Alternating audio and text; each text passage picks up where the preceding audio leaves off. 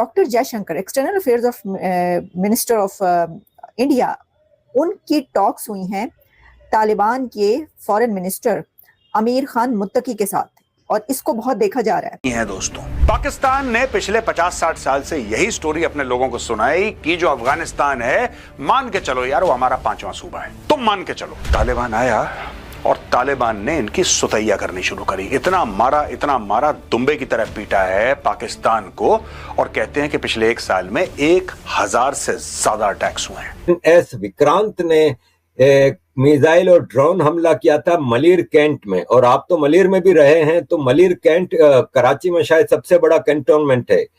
तो आप इसको क्या कहेंगे कि ये झूठी खबर है कि वाकई वहां पे हमला हुआ था? ऑपरेशन सिंदूर हुआ, लोग कह रहे हैं यार हमें भी आकाश चाहिए, हमें भी ब्रह्मोस चाहिए। अच्छा सुनो, एक काम करते हैं यार, पिनाका की डील पे बैठे जरा। ये सब बातें होने लगी हैं दोस्तों। वो ये है कि पाकिस्तान जो एयरफोर्स है, उसके स्पोक्स पर्सन जो आजकल बड़े आजकल जो बड़े मशहूर हुए हैं, औरंगजेब साहब, उन्होंने जो बात की कि जी पाकिस्तान एयरफोर्स ने मल्टी डोमेन ऑपरेशंस किए राफेल को गिराने के लिए, क्योंकि तालिबान आपको पता है कि पाकिस्तान के मुखालिफ हैं। ये बात कोई ढकी छुपी अब नहीं है।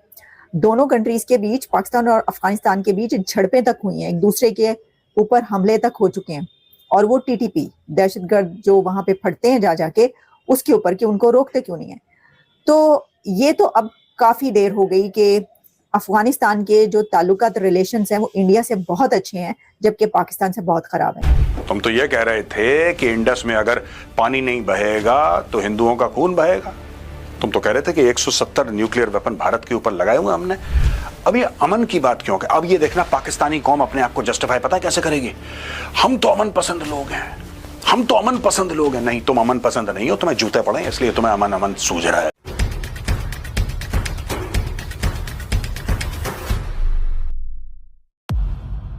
भारत के ऑपरेशन सिंदूर के दौरान बुरी तरीके से पिटने के बाद पाकिस्तान सेना बौखला गई है। भारत के हाथों शर्मिंदगी उठाने वाली पाकिस्तानी सेना अब बलूचिस्तान में दमन पर उतर आई है। बलोच सूत्रों से पता चला है कि पाकिस्तानी सशस्त्र बलों ने बलूचिस्तान में बड़े पैमाने पर कार्रवाई शुरू की है। आइए देखते हैं इस पर मीडिया और लोगों ने क्या कहा, और मिलते हैं वीडियो के अंत में। पाकिस्तान अब नए सुर में गाना गा रहा है। कल तक जो पाकिस्तान ये कहता था कि हिंदुओं की इतनी लाशें गिरेंगी कि लकड़ियां कम हो जाएंगी अंतिम संस्कार के लिए, जो पाकिस्तान ये कहता था कि अगर इंडस में पानी नहीं बहेगा तो खून बहेगा, वही पाकिस्तान अब धीरे धीरे झुकता है और नतमस्तक होता दिख रहा है। चलिए मैं आपको बताता हूं। सबसे बड़ी खबर यह है दोस्तों कि डॉक्टर जयशंकर की बात हो गई है तालिबान के फॉरेन मिनिस्टर आमिर खान मुत्तकी से। अब आप बोलेंगे साहब इसमें बड़ी बात क्या है? डॉक्टर जयशंकर साहब तो दुनिया भर के लीडर से मिलते रहते हैं, राष्ट्रपति हो, प्रधानमंत्री हो, विदेश मंत्री हो, किसी भी देश का डॉक्टर जयशंकर हर हफ्ते दिखते हैं दुनिया के किसी कोने में लोगों के साथ बातचीत करते हुए और भारत की फॉरेन पॉलिसी को जोर से आगे बढ़ाते हुए। ये अफगान तालिबान इतना इंपॉर्टेंट क्यों है दोस्तों? इसलिए क्योंकि ये जो पाकिस्तान है ना, पाकिस्तान बहुत समय तक पाकिस्तान के, देखिए मैं आपको बता देता हूं, पाकिस्तान के 4 सूबे हैं, यानी कि 4 स्टेट हैं। ये बलूचिस्तान है, ये सिंध है, ये खैबर पख्तूनख्वा है, ये पंजाब है, ठीक है। ये 4 सूबे हैं, 4 स्टेट हैं, 4 राज्य हैं पाकिस्तान के। पाकिस्तान ने पिछले 50-60 साल से यही स्टोरी अपने लोगों को सुनाई कि जो अफगानिस्तान है, मान के चलो यार वो हमारा 5वां सूबा है, तुम मान के चलो कि हमारा 5वां सूबा है। यानी कि हमारी ऐसी पकड़ है, हमारी ऐसी पकड़ है, हम जो कहेंगे तालिबान वो करेगा, क्योंकि तालिबान को जन्म देने वाला पाकिस्तान है। और जब तालिबान आएगा पावर में काबुल में, तब आप देखना कि यहां से अटैक होगा और जम्मू और कश्मीर से भारतीय सेना भाग जाएगी, क्योंकि तालिबान आ जाएगा। और फिर उसके बीच में यह भी हुआ कि पाकिस्तान की तरफ से कितने हजारों और लाखों अफगानियों को वहां से निकाला गया। इस वजह से अफगानिस्तान और भी दुश्मन बना हुआ है पाकिस्तान का।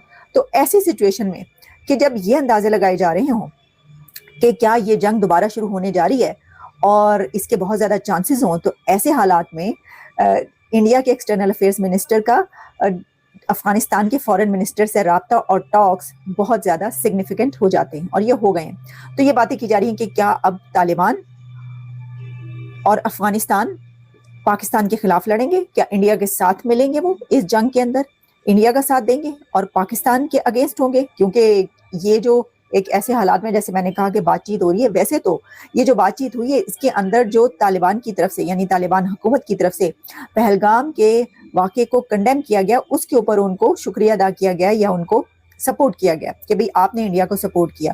लेकिन देखें, वो चाहे किसी भी काम के लिए दोनों की बातचीत हुई हो, लेकिन ये इस वक्त क्राइसिस ऐसा है कि इसमें सब यही समझ रहे हैं, और ख़ासतौर पर पाकिस्तान की तरफ से मैं देख रही थी कि बड़ा ये एक फिर से जो है पैनिक क्रिएट हो रहा है, फिर से एक फियर और खौफ जो है वो पैदा हो रहा है कि क्या ये जंग जो है दोबारा से रिज्यूम होने जा रही है, और अफगानिस्तान जो है इसमें ये जो दोनों का अब बातचीत हो रही है, तो अफगानिस्तान इंडिया का साथ देगा, पाकिस्तान के खिलाफ लड़ेगा।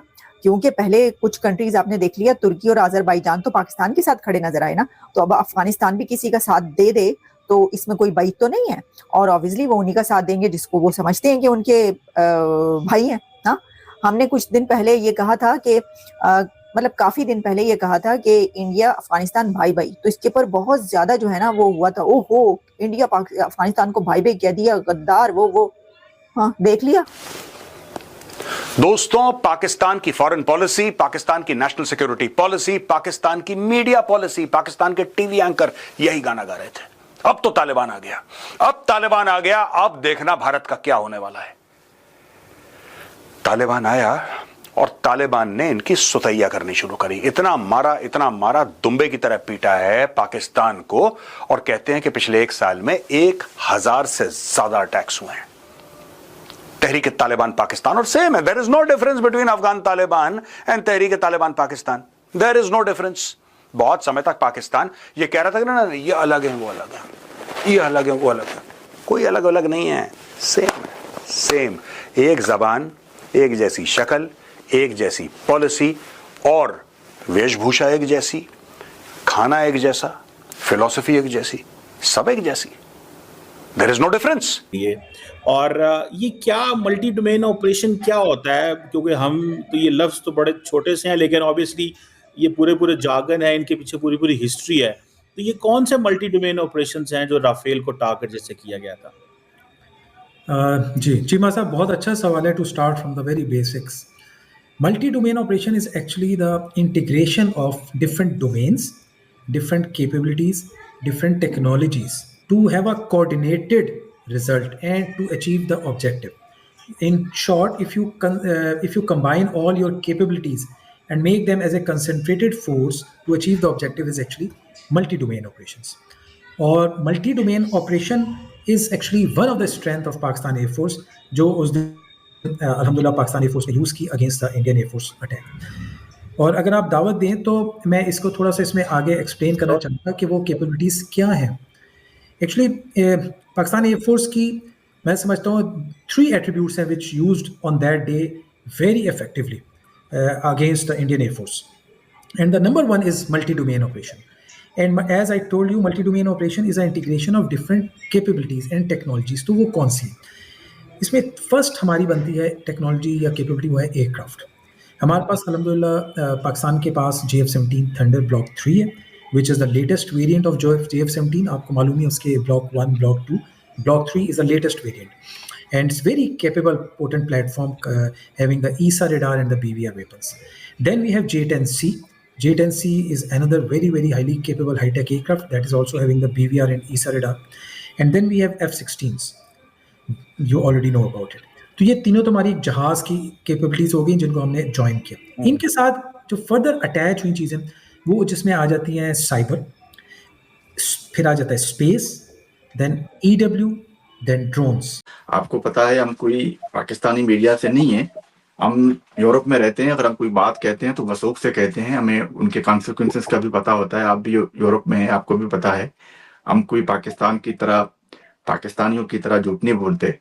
जिस तरह के अभी ये जो ड्रामे कर रहे हैं जियो के थ्रू और दूसरे चीजों की जाली चीजें बना के पेश कर रहे हैं, जिसमें हमारे मुल्क फ्रांस का, आपका भी मुल्क है, जो इस तरह की बातें कर रहे हैं। कम टू योर पॉइंट, बिल्कुल ड्रोन भी आया था।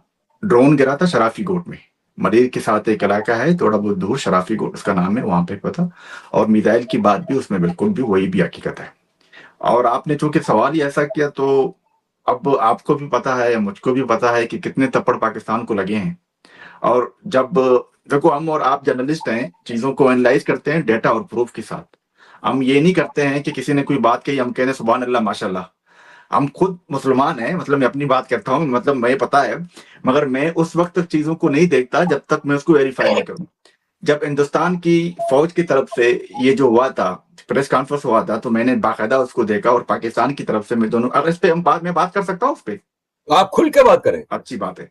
तो देखो, एक चीज आपने देखा कि पहली बात जब ये हुआ था 22 तारीख को, जब ये हुआ टेररिज्म एक्ट हुआ, वो तो एक पाकिस्तान की एक अलग हिस्ट्री है टेररिज्म की, वो तो परदादा हैं, दादा भी हैं, आप उनको समझते हैं, उन्होंने बम्बई अटैक भी किया है। और बार बार मैं कहता हूं कि इकबाल के शायरों ने दुनिया का वो कौन सा कोना नहीं है जहां पे अल्लाह अकबर कह के दहशतगर्दी नहीं की हो।